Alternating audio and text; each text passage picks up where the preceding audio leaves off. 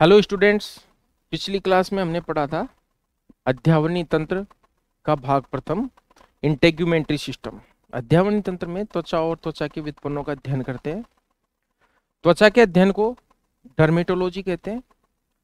हमने कुछ पॉइंट्स पढ़े थे इसमें। त्वचा और त्वचा के व्युत्पन्नों का अध्ययन अध्यावनी तंत्र कहलाता है, या अध्यावनी तंत्र में त्वचा और त्वचा के व्युत्पन्नों का अध्ययन करते हैं। त्वचा, स्किन, क्या कहलाता है अध्ययन इसका? डर्मेटोलॉजी। डर्मेटोलॉजी। ये कुछ पॉइंट्स थे।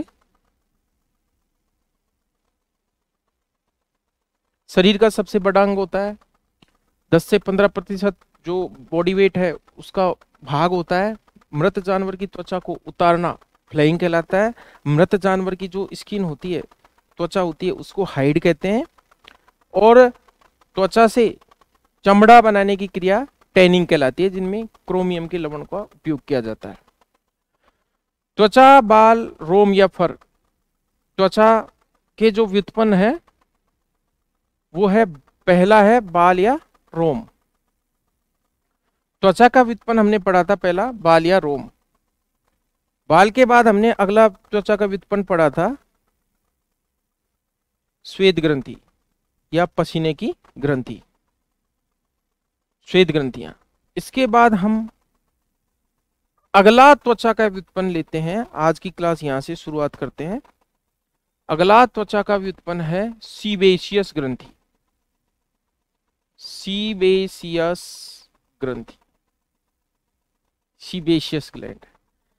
सीबेशियस ग्रंथि क्या स्रावित करती है? नाम से पता चल रहा है, सीबेशियस यानी सीबम। सीबम स्रावित करती है। सीबम क्या होता है? तेलीय होता है, ऑयली होता है। तेलीय, तेलीय स्राव होता है। सीबेशियस ग्रंथि का जो स्राव, तेलीय स्राव होता है, सीबम कहलाता है। और ये सीबम त्वचा पर फैल करके, त्वचा की बाह्य सतह पर फैल करके और सूक्ष्म जीवों को मारता है। सूक्ष्म जीवों को मारता है यानी सुरक्षा करता है। और सतह को कैसा बनाता है? चिकना बनाता है। क्योंकि तेलीय है तो ये चिकना बनाएगा। सीबेशियस ग्रंथियां मुख्यतया ज्यादातर नाक, कान, होठों के आसपास पाई जाती है। गुदा में भी सीबेशियस ग्रंथियां पाई जाती है। तो सीबेशियस ग्रंथियां डर्मल ग्लैंड्स होती हैं, स्किन की ग्रंथियां होती हैं, जो कि क्या बनाती हैं? त्वचा को चिकना बनाती हैं। अगला डेरिवेटिव हम पढ़ते हैं, अगला व्युत्पन्न पढ़ते हैं सीबेशियस ग्रंथि के बाद, सीरूमिनस। सीरूमिनस ग्रंथि। सीरूमिनस ग्रंथियां कहां पाई जाती है? बाह्य कर्णनाल में, एक्सटर्नल ऑडिटरी मेटस में, बाह्य कर्णनाल में पाई जाती हैं। ये एक पदार्थ स्रावित करती हैं जिसे सीरूमिन कहते हैं। सीरूमिन अर्ध ठोस से लेकर के अर्ध तरल तक होता है। अगर ज्यादा तरल सीरूमिन हो जाता है तो कान से बाहर आने लगता है। इसे कर्ण मोम भी कहते हैं, कान का मोम, कर्ण मोम भी कहते हैं। ये कान के पर्दे की सुरक्षा करता है। यानी कान में जो कई बार निकला हुआ दिखता है ब्राउन कलर का जो पदार्थ होता है, ये कान का मोम होता है, कान का मेल नहीं होता। कर्ण मोम होता है जो कि कान के पर्दे की सुरक्षा करता है। कुछ संरचना बता देता हूं आपको। ये बाहर से दिखने वाला है, इसे कहते हैं ईयर पिन्ना। जानवरों में ईयर पिन्ना की पेशियां काम करती हैं, हमारे ईयर पिन्ना की पेशियां काम नहीं करती। तो कान की संरचना हम डिस्कस कर रहे हैं थोड़ी। भाई ये बाहर से जो दिख रही है ये ईयर पिन्ना है, स्तनधारियों में ही पाई जाती है। बालों का पाया जाना, डायफ्राम का पाया जाना और ये ईयर पिन्ना का पाया जाना स्तनधारियों का एक महत्वपूर्ण गुण है। स्तनधारियों में ही पाई जाती है तीनों संरचनाएं। कौन कौन सी? बाल, कान का पिन्ना और डायफ्राम। तो देखिए ये बाहर से जो दिखता है ये है ईयर पिन्ना। ये नली जो निकल रही है यहां से, इसे कहते हैं एक्सटर्नल ऑडिटरी मेटस या बाह्य कर्णनाल। बाह्य कर्णनाल, ये कर्णनाल आगे जाकर के और कान के पर्दे से जुड़ती है इस तरह से, और यहाँ पर शुरुआत हो जाती है मध्यकर्ण की, जहां पर हड्डियां जुड़ी हुई होती हैं 3, ये मेलियस, ये इनकस और ये स्टेपीज, 3 हड्डियां MIS, मेलियस, इनकस और स्टेपीज। स्टेपीज अस्थि शरीर की सबसे छोटी अस्थि है, स्टेपीज अस्थि। स्टेपीज जो बोन है, स्टेपीज अस्थि है, शरीर की सबसे छोटी अस्थि है। और इस स्टेपीज अस्थि से या स्टेप्स अस्थि से एक पेशी जुड़ती है जिसे बोलते हैं स्टेपिडियस, स्टेपिडियस पेशी।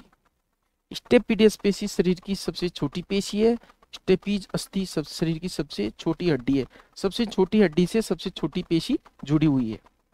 आगे आता है अंतःकरण। तो ये कान की संरचना नहीं पढ़ करके हम ये पढ़ रहे हैं कि ये जो सीरुमिन है ये बाह्य कर्णनाल में पाया जाता है, या ये सीरुमिन यहां स्रावित होता है। सीरुमिन जो किसकी सुरक्षा करता है? कान के पर्दे की सुरक्षा करता है।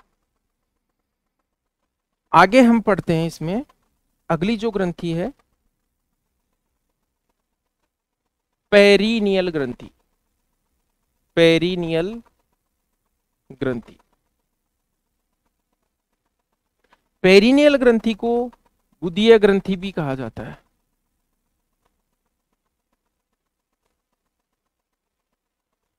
पेरिनियल क्षेत्र कौन सा होता है शरीर में? गुदा के आसपास का या एनस के आसपास का क्षेत्र पेरिनियल क्षेत्र कहलाता है। पिछली दोनों टांगों के बीच का क्षेत्र जो होता है वो इंग्वाइनल क्षेत्र कहलाता है, इंग्वाइनल रीजन कहलाता है।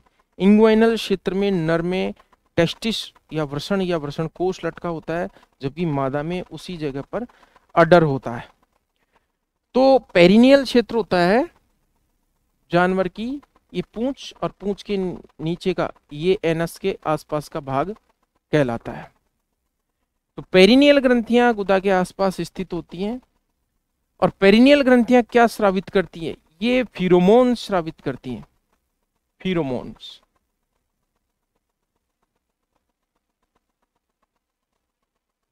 फिरोमोन क्या होते हैं? फिरोमोन रासायनिक पदार्थ होते हैं जो कम अणुभार के यानी हल्के होते हैं, कम अणुभार के या हल्के होते हैं। कम वजन के रासायनिक पदार्थ होते हैं, हल्के रासायनिक पदार्थ होते हैं, जो कि वातावरण में इन गुदीय ग्रंथियों के द्वारा छोड़ दिए जाते हैं, शीघ्रता से विसरित हो जाते हैं। वातावरण में शीघ्रता से विसरित होते हैं, डिफ्यूज हो जाते हैं, फैल जाते हैं। और फिरोमोन्स की एक खासियत है कि ये जातीय विशिष्ट होते हैं, जातीय विशिष्ट। फिरोमोन्स अपनी ही जाति के सदस्यों को सूचना देने के काम आते हैं। और फिरोमोन मुख्यतया लैंगिक आकर्षण का कार्य करते हैं। लैंगिक आकर्षण, लैंगिक आकर्षण में सहायता करते हैं, सेक्सुअल अट्रैक्शन में। यानी नर और मादा के जो बीच में अट्रैक्शन होता है, जो इनका जो जुड़ाव होता है या फिर इनको एक जगह करने का काम होता है, फिरोमोन्स के द्वारा होता है। आगे हम बात करते हैं फिरोमोन जातीय विशिष्ट होते हैं।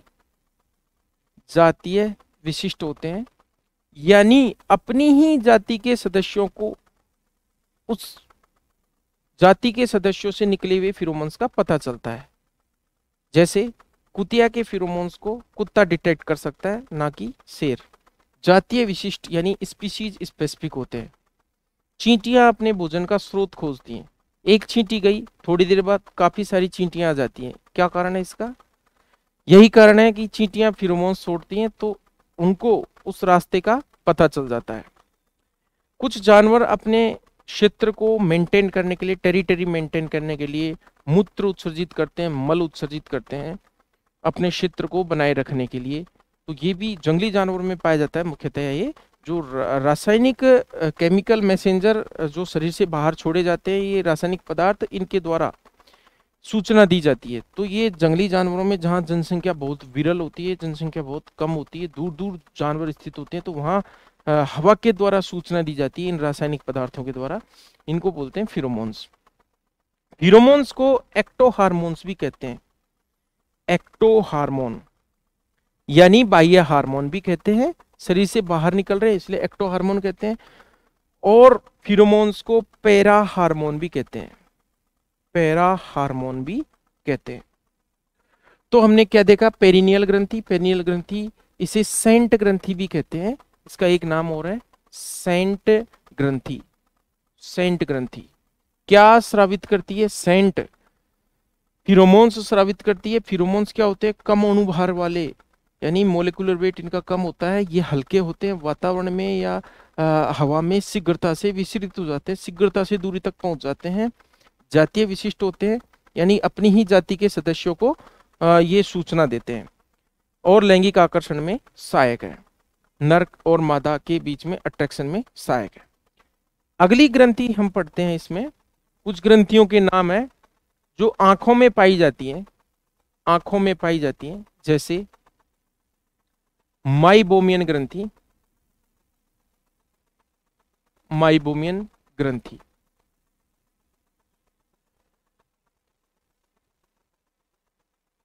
यानी टार्सल ग्रंथि, जैसे मोल ग्रंथि, जाइस ग्रंथि। ये ग्रंथियां कहाँ पाई जाती हैं, आंख में पाई जाती है। आंख की पलकों को, आंख को नम बनाए रखती हैं, चिकना बनाए रखती हैं। आंख, आईबाल और जो आंख की पलक है, इनके बीच में घर्षण को कम करती हैं, ताकि जो आई ड्राई नहीं हो, आंख सूखे नहीं। आंखों का सूखना क्या कहलाता है, जीरोफ्थैल्मिया। आंख का सूखना जीरोफ्थैल्मिया कहलाता है, जो विटामिन ए की कमी से होता है। जीरो, XERO, जीरो का मतलब होता है सूखा। तो आंखों को नमी प्रदान करने के लिए, आंखों की सुरक्षा के लिए ये ग्रंथियां पाई जाती हैं। टार्सल ग्लैंड में कंफ्यूजन हो सकता है, टार्सल ग्रंथि टार्सल बोन होती है, लेकिन टार्सल ग्रंथि आंख में पाई जाती है। आगे हम बात करते हैं इसमें, अगला जो त्वचा का व्युत्पन्न है वो है खुर। खुर को बोलते हैं हूफ। खुर कहां स्थित होता है, तृतीय अंगुलास्थि पर। जैसे गाय की बात करें हम, तो गाय में इस तरह से अंगुलास्थियां होती हैं। गाय में 2 अंगुलियां होती हैं, 2 ये डिजिट्स होती हैं। तो ये जो हैं, ये तो हैं डिजिट्स, ये तो हैं डिजिट्स, 1 और 2, 2 डिजिट हैं। और ये क्या है, अंगुलास्थियां, अंगुलास्थियां। ये तो 2 क्या है, अंगुलियां हैं, अंगुलियां। हम बात करते हैं गाय, भैंस, भेड़, बकरी, सुअर, इनमें तो अंगुलियां कितनी होती हैं, 2, जबकि घोड़े में अंगुली कितनी होती है, 1। तो अंगुलास्थियां, ये फर्स्ट, सेकंड और ये थर्ड, फर्स्ट फेलेंक्स, सेकंड फेलेंक्स और थर्ड फेलेंक्स। अंगुलास्थि को बोलते हैं फेलेंजेज या फेलेंक्स। ये प्रथम अंगुलास्थि, ये द्वितीय अंगुलास्थि, ये तृतीय अंगुलास्थि। तृतीय अंगुलास्थि पर, जिस पर हमारे नाखून है, उस जगह पर जानवरों में क्या पाए जाते हैं, खुर पाए जाते हैं। और गाय भैंस में ये दोनों, तीसरी और चौथी अंगुली ही क्रियाशील होती है। गाय भैंस इस तरह से चलती है। घोड़े में तृतीय अंगुलास्थि या तृतीय अंगुली, थर्ड डिजिट ही क्रियाशील होती है, तो घोड़ा 1 अंगुली पर चलता है। खुर कहां स्थित होता है, तृतीय अंगुलास्थि, तृतीय अंगुलास्थि यानी थर्ड फेलेंक्स पर। किसका आवरण होता है, किरेटिन प्रोटीन का आवरण, किरेटिन का आवरण, जो उसे मजबूती देता है, इसे कहते हैं खुर। ये तृतीय अंगुलास्थि, और इस पर इस तरह से क्या रहता है, कीरेटिन प्रोटीन का आवरण, इसे कहते हैं खुर। खुर खुर जानवर की सुरक्षा करता है नीचे से। खुर को कई बार बड़ा हो जाता है, इसको घिसना, खुर को घिसना और इसको विशेष शेप देना हूफ ट्रिमिंग कहलाता है। हूफ ट्रिमिंग कहलाता है। कई बार घोड़ों को कम उम्र का बनाने के लिए घोड़ों में बेचने में क्या क्या कर दिया जाता है, धोखा कर दिया जाता है। जो ज्यादा उम्र का घोड़ा होता है उसके दांतों को घिसकर और उसके खुरों को घिसकर इस प्रकार से चमकाया जाता है, वो कम उम्र का या यंग लगने लग जाता है। तो ये एक प्रकार की शरारत होती है, एक प्रकार की मिस्चीफ होती है, एक प्रकार का धोखा होता है, 420 होती है। तो इसमें इसे क्या कहते हैं, इसे बिस होपिंग कहते हैं। इसे बिस होपिंग कहते हैं, बिस होपिंग। तो हुप ट्रिमिंग जब खुर कटा फटा हो जाता है या अनियमित आकृति का हो जाता है तो उसे घिसना क्या कहलाता है, हुप ट्रिमिंग। घोड़े में क्या किया जाता है, खुर को बचाने के लिए, चूंकि घोड़े में इस तरह का खुर होता है, इसको जब घोड़ा रोड पर चलता है तो उसका खुर क्या है, घिसता है, और घिसते घिसते खुर खराब हो सकता है, डैमेज हो सकता है। तो खुर के नीचे एक आवरण लगाया जाता है और ये आवरण लगाने की क्रिया कहलाती है सुइंग, SHOEING, सुइंग। सू होता है जूता, और घोड़े को घोड़े का जूता पहना दिया जाता है जो इस तरह का होता है, इस तरह का। इसे घोड़े की नाल भी कहते हैं, घोड़े की नाल। इस प्रकार की आकृति में घोड़े की जो नाल पहनाने वाले लोग होते हैं उन्हें कहते हैं फेरियर्स। फेरियर्स, आर्मी में भी एक पोस्ट निकलती है फेरियर्स की। तो घोड़े की नाल या घुड़नाल क्या बोलते हैं इसे, हॉर्स शू। हॉर्स शू या घोड़े का जूता, या फिर इसे घुड़नाल भी कहते हैं, घुड़नाल। घुड़नाल क्यों पहनाई जाती है, घोड़े के खुर को घिसने से रोकने के लिए घुड़नाल पहनाई जाती है। और घुड़नाल को लगाने की क्रिया क्या कहलाती है, स्विंग। इस तरह से खुर में कील लगा करके इसे लगा दिया जाता है। आगे हम बात करते हैं, ये हूफ ट्रिमिंग हो गई, वो स्विंग हो गई। खुर की आगे बात करते हैं। खुर के आधार पर दो प्रकार के पशु होते हैं।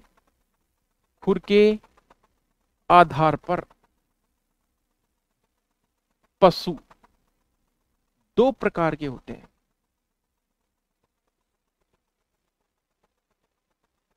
कौन कौन से, एक तो समखुर और एक विषमखुर। विषमखुर, समखुर का, सम का मतलब होता है इवन, सम का मतलब इवन यानी इवन टोड, और विषम होता है ऑड, ऑड टोड। समखुर में जिन जानवरों में दो अंगुलियां पाई जाती हैं या दो खुर पाए जाते हैं उन्हें कहते हैं समखुर, और जिनमें एक खुर पाया जाता है उनको कहते हैं विषमखुर। उदाहरण पहले देख लेते हैं जिससे ज्यादा समझ में आएगा। समखुर में कौन कौन आता है, गाय, भैंस, भेड़, बकरी, सुअर,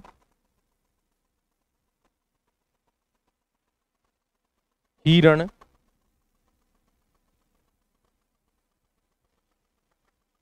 जिराफ, नीलगाय, मिथुन, याक। ये जो जंतु हैं ये कैसे होते हैं, समखुर, यानी इनके खुर इस तरह से होते हैं। इनका खुर दो भागों में डिवाइड होता है, इसलिए इन जानवरों को क्या कहते हैं, क्लोवन फुटेड भी कहते हैं, क्लोवन फुटेड। विषमखुर जंतु या ऑड टोड जो जंतु होते हैं उनका उदाहरण है जैसे घोड़ा, गधा। घोड़ा और गधा हो गया तो खच्चर और हिन्नी अपने आप हो गया, खच्चर और हिन्नी। जेब्रा, जेब्रा भी क्या होता है? धारीदार गधा। JDBRA जेब्रा, धारीदार गधा। गधा हो गया तो घोड़े की फैमिली में आ गया। गधा और घोड़ा इक्वस। घोड़े को बोलते हैं इक्वस कैबेलस, गधे को बोलते हैं इक्वस एसिनस। गेंडा, ये जो जानवर होते हैं ये सारे हाइंडगट फर्मेंटर होते हैं। हाइंडगट फर्मेंटर यानी इनका आंत में सीकम भाग बड़ा होता है और ये विषमखुर होते हैं। तो इन जानवरों को, समखुर वाले जानवरों को क्लोवन फुटेड भी कहते हैं। और एक खास बात मेडिसिन में पढ़ेंगे कि एफएमडी जो रोग होता है वो समखुर वाले जंतुओं में होता है, विषमखुर वाले जंतुओं में नहीं होता। खुरपका मुंहपका रोग इनको प्रभावित करता है, इनको प्रभावित नहीं करता। विषमखुर यानी घोड़े में एफएमडी नहीं होती। ये जंतु आर्टियोडेक्टाइला समूह में आते हैं। कौन सा समूह? आर्टियोडेक्टाइला। आर्टियोडेक्टाइला। आर्टियोडेक्टाइला समूह में कौन से जंतु आते हैं? समखुर वाले। ये जंतु पेरिसोडेक्टाइला में आते हैं। पेरिसोडेक्टाइला, विषमखुर वाले। इनको पॉलीपेड कहते हैं और इन्हें सोलीपेड कहते हैं। सोलीपेड जंतु कहते हैं। आगे हम बात करते हैं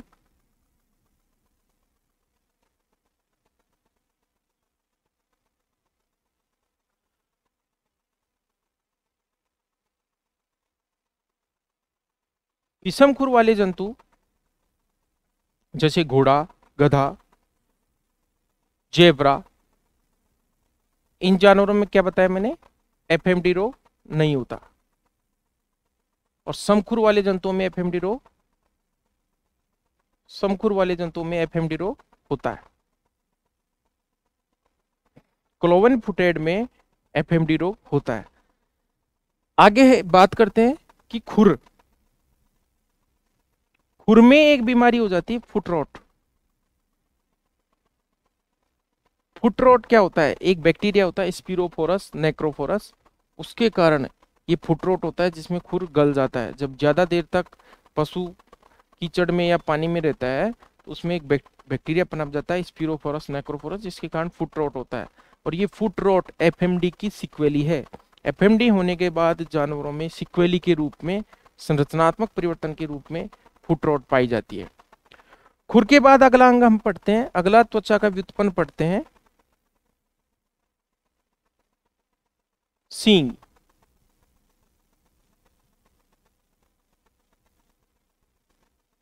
हॉर्न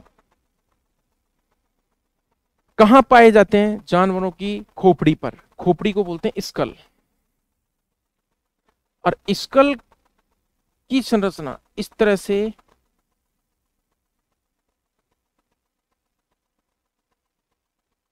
ये जानवर की मान लो स्कल है और स्कल का कौन सा व्यू हो गया? ये डोर्सल व्यू। तो ये जो प्रवर्ध हैं, ये दो प्रवर्ध हैं, इन्हें कहते हैं कॉर्नुअल प्रवर्ध। क्या कहलाते हैं? कॉर्नुअल प्रवर्ध। और इन कॉर्नुअल प्रवर्ध के ऊपर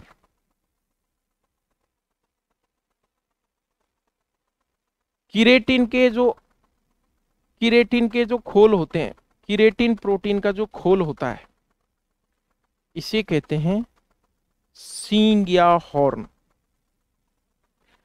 फ्रंटल अस्थि, जानवर की फ्रंटल अस्थि इस तरह से होती है। फ्रंटल अस्थि के पश्च पृष्ठ भाग में दो कॉर्नुअल प्रवर्ध पाए जाते हैं। दोनों कॉर्नुअल प्रवर्ध के ऊपर किरेटिन प्रोटीन का खोल पाया जाता है, किरेटिन प्रोटीन का आवरण पाया जाता है, जिसे कहते हैं सींग। पश्च और पृष्ठ भाग में जिसे सींग कहते हैं। सींग मुख्यतया दो होते हैं। जिन जानवरों में सींग नहीं पाए जाते, सींग अनुपस्थित होते हैं, उन जानवरों को क्या कहते हैं? पोल्ड कहते हैं। POLLED। पोल्ड का मतलब होता है सींग अनुपस्थित। अनुपस्थित, तो सींग अनुपस्थित यानी पोल्ड जंतु कहते हैं उनको।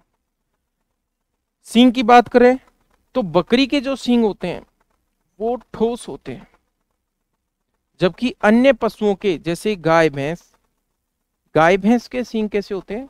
खोखले। खोखले होते हैं। बकरी में भी एक बकरी होती है कच्छी बकरी, कच्छी बकरी के जो सींग होते हैं, कच्छी बकरी, कच्छी बकरी के सींग इस तरह से स्क्रू शेप होते हैं, स्क्रू की आकृति के होते हैं। खोखली जो खोली है वो कई बार उतर जाती है, ये खोल उतर जाती है, और उतरने को बोलते हैं एवल्जन। सींग की खोल उतरने को, सींग की खोल उतरने को एवल्जन बोला जाता है। ये एवल्जन क्या होता है? एक प्रकार का वुंड होता है, जब जानवर की सींग की खोली या तो पशु आपस में लड़ लें या किसी हार्ड ऑब्जेक्ट से टकरा जाए, तो उसे बोलते हैं एवल्जन। सींग में एक आर्टरी पाई जाती है जिसे कॉर्नुअल आर्टरी कहते हैं। सींग में एक आर्टरी पाई जाती है जिसे कहते हैं कॉर्नुअल आर्टरी। ये रक्त की सप्लाई करती है। जब डीहॉर्निंग की जाती है तो डीहॉर्निंग के दौरान कई बार ये कट जाती है तो ब्लीडिंग होती है, तो कॉर्नुअल आर्टरी को लाइगेट करते हैं सर्जरी के दौरान। सींग में एक नर्व पाई जाती है जिसे कहते हैं कॉर्नुअल नर्व। जब डीहॉर्निंग की जाती है या हॉर्न के कैंसर का ऑपरेशन किया जाता है तो कॉर्नुअल नर्व ब्लॉक किया जाता है। कॉर्नुअल नर्व ब्लॉक करने के लिए टेम्पोरल फोसा में लिग्नोकेन का इंजेक्शन लगाया जाता है, 10 से 15 ml लिग्नोकेन लगाया जाता है। लिग्नोकेन क्या है? Local anaesthetic. तो कॉर्नुअल नर्व ब्लॉक होने के बाद डीहॉर्निंग की जाती है या सींग का ऑपरेशन किया जाता है। सींग का ऑपरेशन किस किस परिस्थिति में करना पड़ता है? या तो सींग की कॉर्नुअल जो प्रोसेस है इसमें कभी फ्रैक्चर हो जाए या एवल्जन हो जाए या फिर हॉर्न कैंसर हो जाए। हॉर्न कैंसर किन जानवरों में ज्यादा होता है? मुख्यतया कॉकरेज, कॉकरेज बैल में क्या पाया जाता है? Horn cancer. हॉर्न कैंसर सबसे ज्यादा पाया जाता है। और हॉर्न कैंसर को क्या कहते हैं? कमेडी का रोग भी कहते हैं, कमेडी का रोग।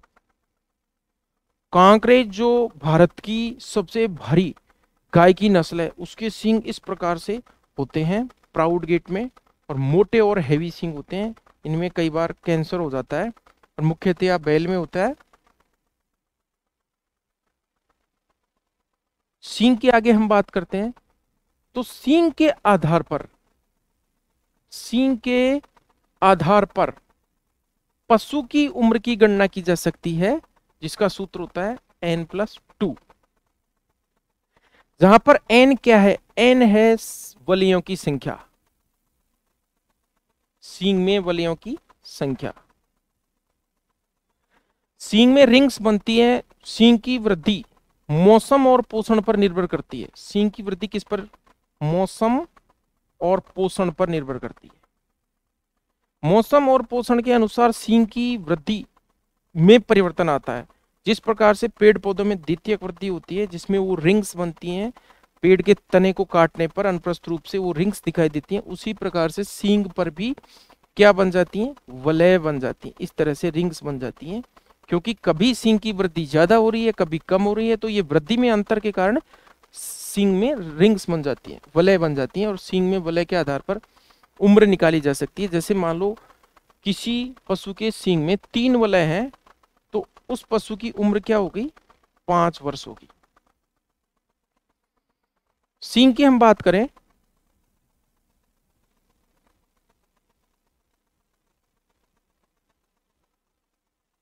तो सींग जानवरों की सुरक्षा के एक तरह से हथियार के रूप में भी काम करते हैं, और सींग से किसी पशु की नस्ल की पहचान होती है, नस्ल की पहचान होती है। पशु की नस्ल का पहचान मुख्यतः आधार है सींग। जिस उदाहरण जैसे देखिए मुर्रा के सींग इस तरह से होते हैं, जलेबी जैसे कुंडलित, इस तरह से जो बड़े बड़े भारी भारी सींग होते हैं वो होते हैं कांकरेज के। इस तरह से कांकरेज जो गाय होती है या बैल होते हैं उसके। इस तरह से जो सींग होते हैं हंसिया के आकृति के, वो होते हैं सूरती भैंस के, सूरती भैंस के। इस तरह से जो सींग होते हैं नीचे, इस तरह से तेरे नाम वाले सींग, तो ये किस में होते हैं? ये सींग होते हैं जाफराबादी भैंस में, जाफराबादी भैंस में। इस तरह से सींग है तलवार जैसे, तो ये है नागपुरी और पंढारपुरी, नागपुरी और पंढारपुरी भैंस में। यानी हम कह सकते हैं अलग अलग जानवरों की सींग की आकृति से उनकी नस्ल की पहचान की जा सकती है।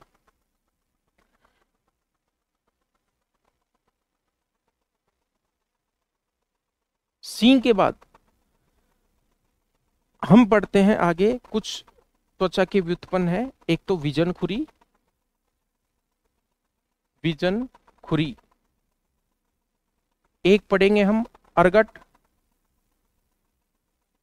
एक पढ़ेंगे हम चेस्टनट। अर्गट और चेस्टनट तीनों को पढ़ लेते हैं। विजन खुरी पाए जाते हैं गाय भैंस में।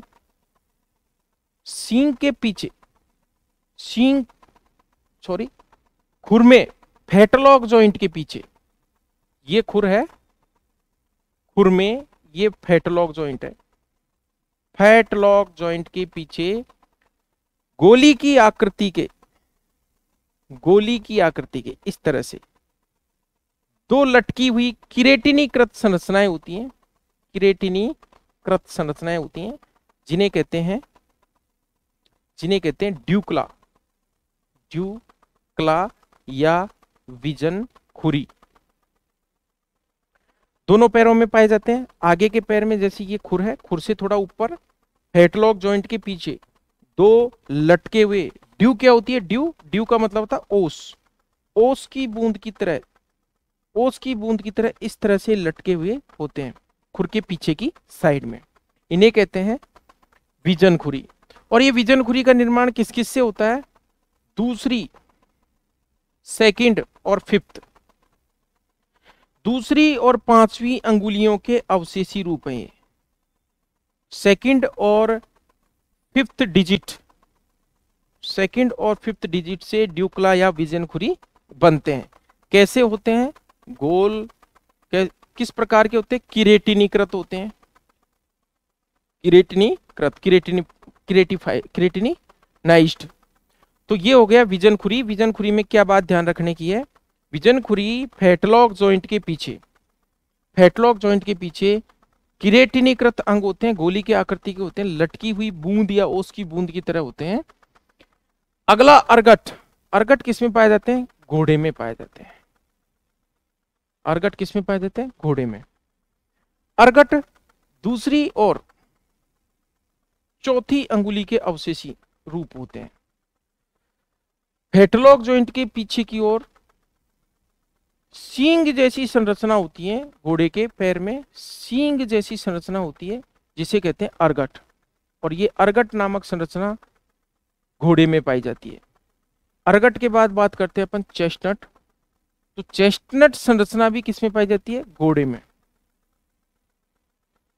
घोड़े में अग्रपाद के, अग्रपाद के नी जॉइंट के ऊपर और पश्चपाद में हॉक जॉइंट के नीचे कुछ इस तरह से किरेटिनीकृत अंग होते हैं, वेस्टिजियल अंग होते हैं, अवशेषी रूप में होते हैं, जिन्हें कहते हैं चेस्टनट।